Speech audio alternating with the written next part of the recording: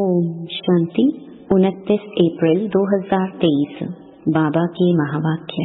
मीठे बच्चे, श्रीमत ही श्रेष्ठ बनाएगी, परमत व मनमत श्रापित कर देगी, इसलिए श्रीमत को कभी भी भूलो मत।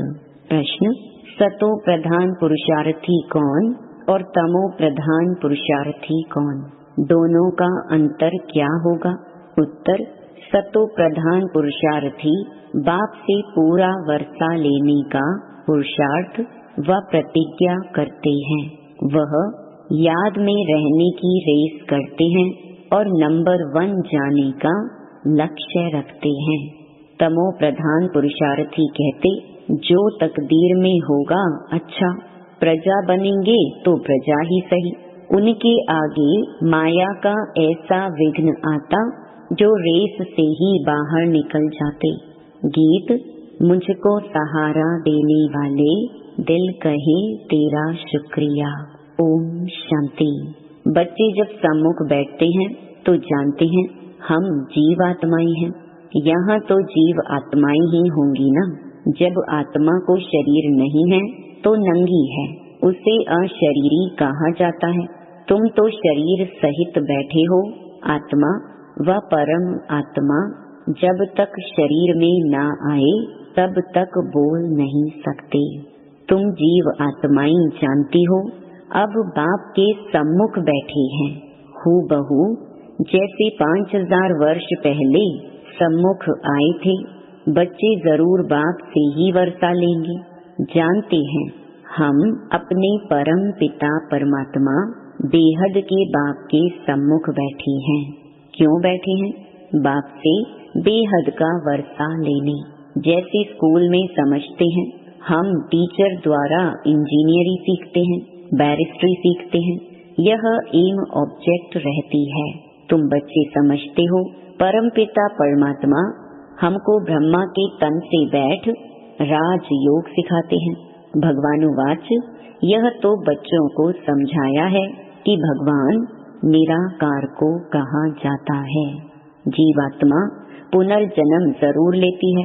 कोई भी सन्यासी से तुम पूछो मनुष्य पुनर्जन्म लेते हैं तो ऐसे नहीं कहेंगे कि नहीं लेते हैं, नहीं तो 84 लाख जन्म कैसे कहते।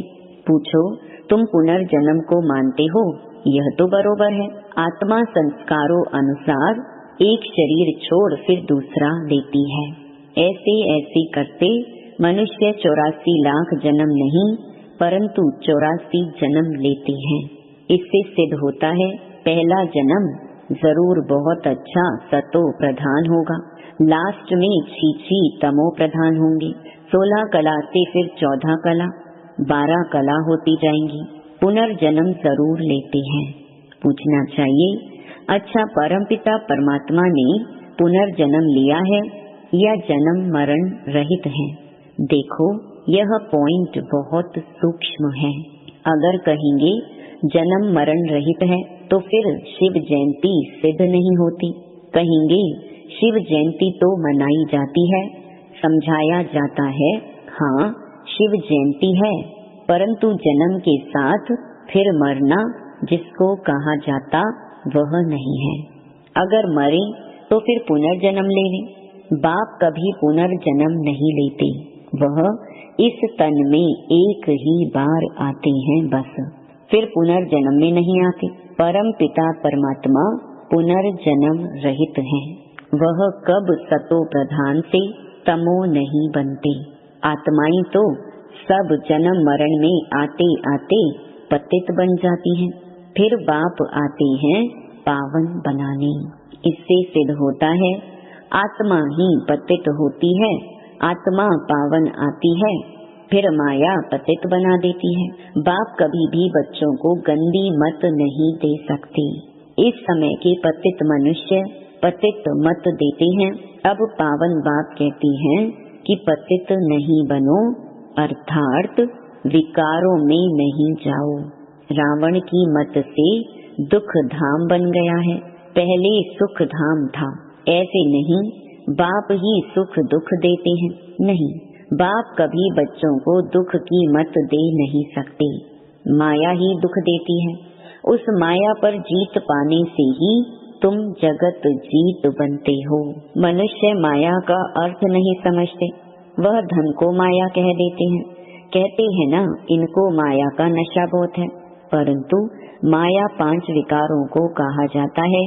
अगर 5 विकारों का नशा है तो माया एकदम खा जाती है। सतयुग त्रेता में माया का नशा होता नहीं। वहाँ रावण का बुत बनाकर जलाते नहीं, बुत कड़े दुश्मन का बनाया जाता है। रावण राज्य शुरू होता है आधा कल्प से। देह अहंकार आने से फिर और विकार आ जाते हैं। शास्त्रों में कोई यह बातें नहीं है। लिखा हुआ है, देवताएं वाम मार्ग में अर्थात विकारों में जाते हैं। माया के वश होने से परवश हो जाते हैं, परमत पर चलते रहते हैं। अभी तुम चलते हो श्रीमत पर। परमत माना माया की मत। श्री अर्थात श्रेष्ठ मत है बाप की, वह है परमत रावण की मत। इसीलिए बाप ने कहा है, आसुरी संप्रदाय सब रावण की जंजीरों में दुखी हैं। मनुष्यों ने सतयुग की आयु लाखों वर्ष समझ ली है, तो तुम हिसाब किताब बताते हो 5000 वर्ष कैसे हैं।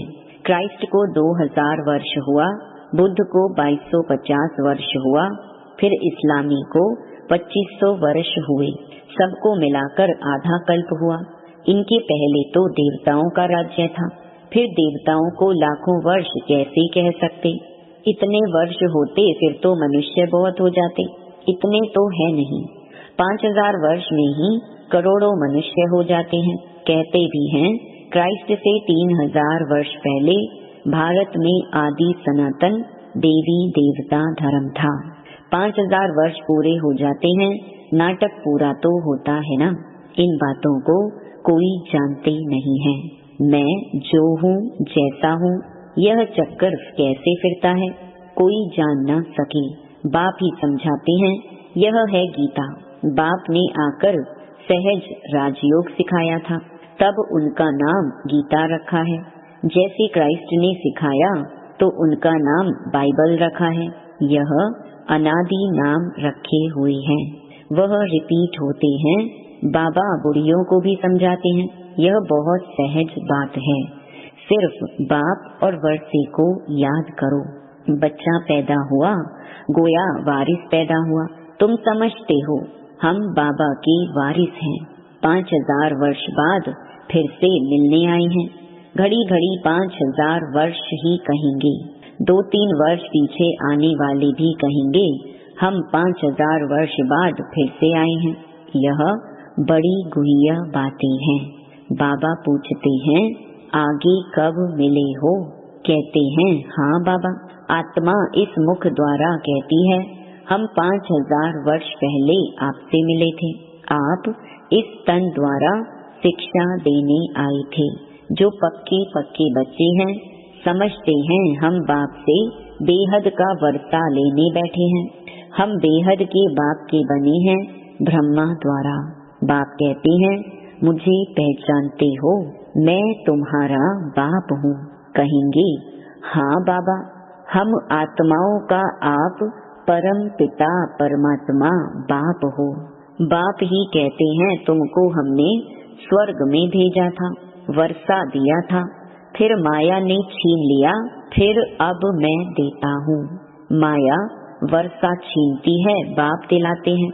यह तो अनेक बार खेल हो चुका है, होता रहेगा। इसका अंत नहीं है। बाप के बनते हैं, फिर कोई सगे कोई लगे, कोई सौतेले कोई मातेले बनते हैं। कच्चे पक्के तो है ना।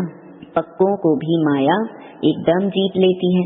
बच्चे कहते हैं, बाबा हम जहाँ तक जिएंगे आपसे वर्षा लेते रहेंगे। विकर्मों का बोझा सिर पर बहुत है, तो जितना तुम याद में रहेंगे उस योग अग्नि से तुम आत्मा पाप आत्मा से पुण्य आत्मा बनती जाएंगी। आग चीज को पवित्र करती है। तुम्हारी है योग अग्नि। यह है बेहद का यज्ञ जो बेहद के सेठ ने रचा है। इतना समय कोई भी यज्ञ नहीं चलता है। 5-7 रोज व 1 मास यज्ञ रचते हैं। तुम्हारा यज्ञ तो कितने वर्षों से चला आता है। बाप सुनाते ही रहते हैं, कहते हैं भूल मत जाना, सिर्फ मुझे याद करो तो तुम्हारा जन्म जन्मांतर के विकर्मों का बोझा कटता जाएगा। कोई सन्यासी विद्वान आदि को ऐसे कहना आएगा नहीं। भगवानुवाच, मुझ बाप को याद करो, जरूर आया हुआ है तब तो कहते हैं ना। बाप कहते हैं अब तुमको वापस जाना है, तुम्हारी आत्मा इस समय बहुत पतित है। अब तुम जानते हो योग से हम पावन बनते जाएंगे। बाप कहते हैं ज्ञान अमृत पीकर पावन स्वर्ग का मालिक बनो। यह साजन तुम सब सजनियों को पावन बनाने आए हैं। कहते हैं मुझे निरंतर याद करो। तुम्हारी ही प्रतिज्ञा है कि आप जब आएंगे तो और संग तोड़ तुम संग जोड़ेंगे, तुम पर वारी जाएंगे। स्त्री पुरुष पर, पुरुष स्त्री पर बलिहार होते हैं। यहाँ है बाप पर बलिहार जाना। शादी में एक दो पर बलिहार जाते हैं ना। अब बाप कहते हैं मनुष्य पर बलिहार नहीं जाना है। तुम्हारी प्रतिज्ञा है आप पर बलिहार जाएंगे, आप हमारे पर बलिहार होना। बाप कहते हैं तुम बलिहार जाओ तो 21 जन्म तुमको सदा सुखी बना दूंगा। कितना भारी वर्षा है। अब बाप कहते हैं मैं तुमको वर अर्थात वर्षा देता हूँ, सिर्फ तुम निरंतर मुझे याद करो। श्रीमत से ही तुम श्रेष्ठ बनेंगे, यह भूलो मत। यह लक्ष्मी नारायण का चित्र भी घर में रख दो। हम बाप से फिर से वर्षा ले रहे हैं। बाप परम धाम से आया हुआ है, परंतु माया चील भी कम नहीं है, पंजा मार देती है। सबकी बात नहीं है, नंबरवार है। कोई तो एकदम भूल जाते हैं कि हम बाप से वर्षा लेते हैं। यहाँ बैठे हैं तो नशा चढ़ता है, यहाँ से बाहर निकला और भूला, फिर सुबह को रिफ्रेश होते हैं, फिर सारा दिन भूल जाते हैं। 4-5 वर्ष अच्छी सर्विस करने वाले भी आज देखो है नहीं।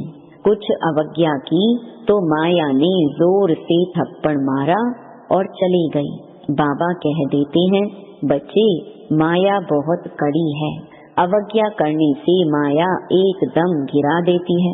इसलिए गाया जाता है चढ़े तो चाखे प्रेम रस, गिरे तो चकनाचूर। देखते हो कैसे चकनाचूर हो जाते हैं। वैकुंठ में तो जरूर चलेंगे, परंतु पद तो नंबरवार है ना। भल वहाँ सब सुखी रहते हैं, फिर भी मर्तबे तो है ना। स्कूल में मर्तबा पाने लिए ही पुरुषार्थ करते हैं, ऐसे नहीं प्रजा ही सही जो तकदीर में होगा। नहीं, इसको तमो प्रधान पुरुषार्थ कहा जाता है। सतो प्रधान उनको कहेंगे जो बाप से पूरा वर्षा लेने का पुरुषार्थ व प्रतिज्ञा करते हैं। यह घुड़ दौड़ है ना, सब नंबर 1 तो नहीं जाएंगे। यह ह्यूमन रेस है। माया ऐसा विघ्न डालती है जो एकदम रेस से निकाल देती है। तुम्हारी ह्यूमन रेस है। आत्मा कहती है हम बहुत दुखी हुए हैं, शरीर लेते लेते बहुत तंग हुए हैं। कहते हैं अब बाबा के पास जाएं। बाबा ने युक्ति तो बतलाई हुई ही है। बाबा हम आपकी याद में रहेंगे, जितना टाइम निकाल सको उतना अच्छा है। जैसे गवर्नमेंट की सर्विस में भी 8 घंटा रहते हैं ना, तो इसमें भी तो 8 घंटा रहो। सृष्टि को स्वर्ग बनाना कितनी भारी सर्विस है। सिर्फ बाप को याद करो और सुख धाम को याद करो। बस 8 घंटा सर्विस की तो पूरा वर्षा पाएंगे। ऐसे याद करते करते तुम्हारे विकर्म विनाश होंगे। 8 घंटा तुम इस सर्विस में दो, बाकी 16 घंटा तुम फ्री हो। जितना हो सके घड़ी घड़ी याद करो। याद तो कहाँ भी बैठे कर सकते हो। सबसे अच्छा टाइम तुमको सवेरे मिलेगा। सिंधी में कहते हैं सवेल सुमण सवेल उठड़, माना सवेरे जल्दी सोना सवेरे उठना। यह गुण मनुष्यों को बड़ा करता है। अज्ञानी लोग 8 घंटा नींद करते हैं। तुम्हारी नींद आधी होनी चाहिए, 4 घंटा नींद बस। कर्म योगी होना, रात को 10 बजे सो जाओ, 2 बजे उठो। शिव बाबा को याद करो। 2 बजे नहीं उठ सकते तो 3 बजे उठो, 4 बजे उठो। वह फर्स्ट क्लास समय है, एकदम शांति रहती है, सभी अशरीरी बन जाते हैं।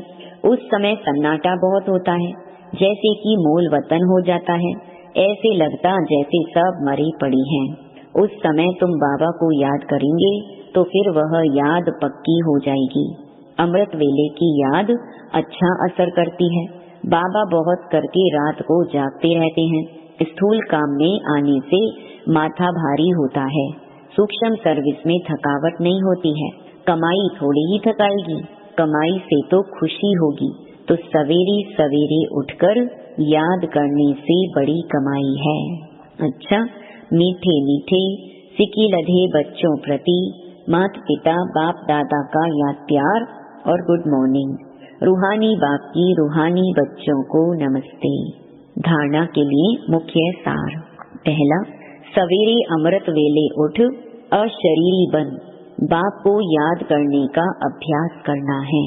पूरा वर्षा लेने के लिए याद की रेस करनी है। कम से कम 8 घंटा याद जरूर करना है। दूसरा, एक बाप पर पूरा बलिहार जाना है। परमत व मनमत पर ना चल, एक बाप की श्रेष्ठ मत पर चलना है। वरदान, रूहानी एक्सरसाइज द्वारा वेट माना बोझ को समाप्त करने वाले समान और समीप भव। रूहानी एक्सरसाइज अर्थात अभी अभी निराकारी, अभी अभी अव्यक्त फरिश्ता, अभी अभी साकारी कर्म योगी, अभी अभी विश्व सेवाधारी। ऐसी एक्सरसाइज रोज करो तो व्यर्थ का जो बोझ है वो समाप्त हो जाएगा। जब बोझ वेट समाप्त हो, माशूक समान डबल लाइट बनो, तब जोड़ी अच्छी लगेगी। यदि माशूक हल्का हो और आशिक भारी हो तो जोड़ी अच्छी नहीं लगेगी। रूहानी माशूक आशिकों को कहते हैं समान बनो, समीप बनो। स्लोगन, अपने जीवन रूपी गुलदस्ते द्वारा दिव्यता की खुशबू फैलाना ही गुण मूर्त बनना है। ओम शांति।